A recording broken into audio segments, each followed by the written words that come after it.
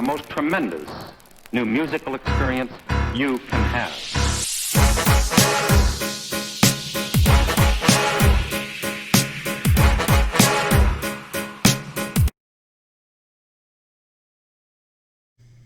Hey, what's the word, y'all? It's Logan, and I'm here bringing y'all this review to this newest Bryson Tiller album called Anniversary. Now, this is the follow-up to his album Trap Soul, which came out about 3 years ago. Took him a long time to put this one out. So, a lot of people have been waiting for a minute. So we had to live up to something here, and I'm here to answer the question, did he or did he not? I'm not going to answer that right away. So first of all, he announced this earlier in the week, and it got people really, really hyped. I was one of those people. I'm not even that big of a fan of Trap Soul. I liked it. I understand why people love it and think it's amazing. Just wasn't really my type of music. I don't know. Regardless, I understand, and I was excited for this one. I go back to Trap Soul here and there, and I definitely have some things that I kept. I like Bryson Tiller's music. It doesn't resonate with me the way that it does with his super fans. I'm not one of those, but regardless. Yeah, he posted a video just announcing it because it was the anniversary, like 5-year anniversary. October 2nd was of whatever. So why not put this out now? He also said that he was going to drop more this year, teasing a possible winter album. And upon listening to this album, that makes sense, but I'll get into that in a minute. First, let me talk about the pros before I start any complaints. So, his voice and style, man, it just works, His style is always, he has a really good voice. I like the fact that he goes from rapping to singing, kind of in that Tory Lanez zone, but, a better person, one, I assume. And two, obviously I don't know him personally, and two, just like, I don't know, I like his sound a little bit better than Tory Lanez. He just flows more smoothly than Tory. It doesn't come off as overly aggressive or maybe not as fine-tuned. Bryson's is a little bit more fine-tuned, let me say that.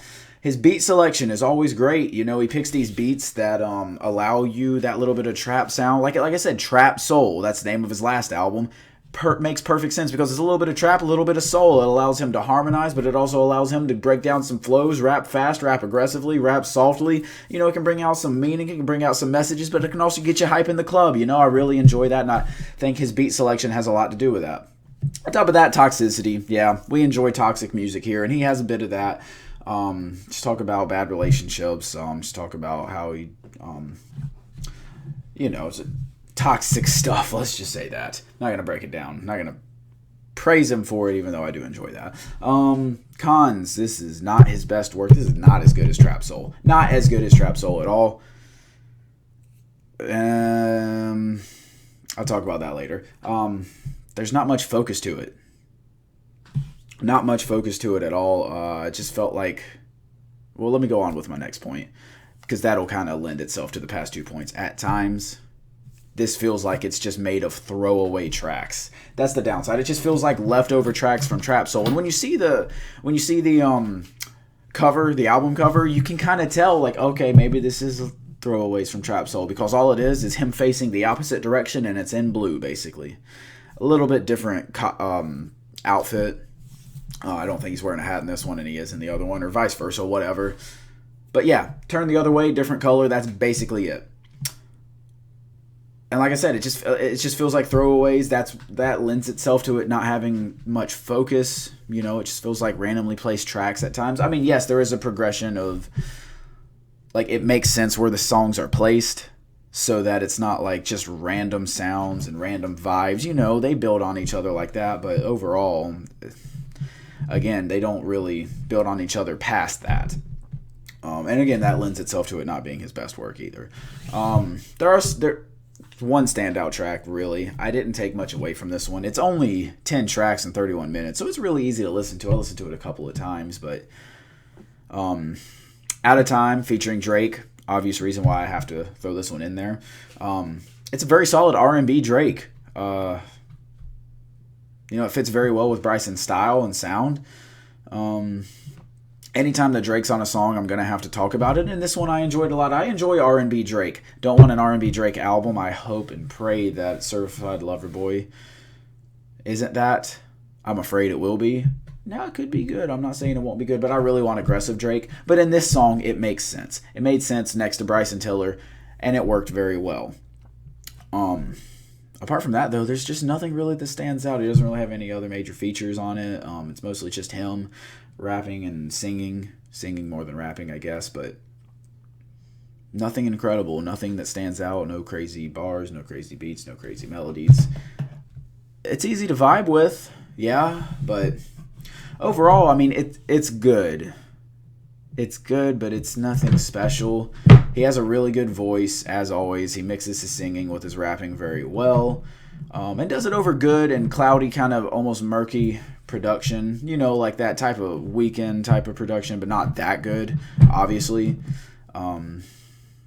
It just doesn't feel complete. It feels like it was thrown together. It feels like it's a bunch of throwaways. And you know at the end of the day that he's capable of more because he's done more 3 years ago. And you'd think given 3 years, the first music that he would put out would be better than this. I feel like I'm complaining a lot. It wasn't as bad as I'm making it sound. It's just that there's more... There's nothing to really praise about it, and there's a lot to complain about. But again, overall... it is enjoyable. It is good. It's just considering what he's capable of, I'm very disappointed. I think my rating will reflect my actual feelings more than what I've said about it is the funny part. And that being said, my rating's going to be a 7 out of 10, but a forgettable 7 out of 10. I'm not coming back to this one. I might come back to that Drake song. But overall, there's nothing bringing me back to this one. I can just go back to Trap Soul. Again, I don't love Bryson that much anyways.